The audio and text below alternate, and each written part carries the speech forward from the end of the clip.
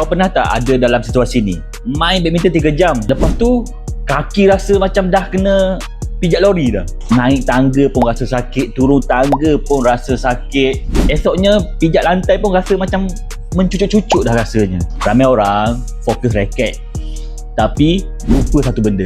Kaki kita ni yang tangguh badan sepanjang kita main tu.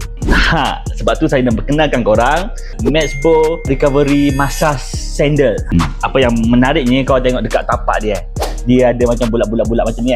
Ini bila kita pijak ni, dia namakan massage spot. Bila kita tekan-tekan ni, dia rasa macam kaki kita kena massage. So maksudnya setiap kali jalan tu, kaki kita rasa macam dimassage. Ringan. Airflow pun ada lubang-lubang kan. Maksudnya pengendaraan dia pun bagus. Rangilah, sejuk, tak rasa panas sangat. Kalau kau main badminton selalu 3-4 hari satu minggu, ataupun main gym ke, ataupun runner ke, ataupun main futsal ke, sesuai untuk dapatkan ni. Dia ada 3 warna. Korang boleh pilih mana-mana warna yang tersedia ni.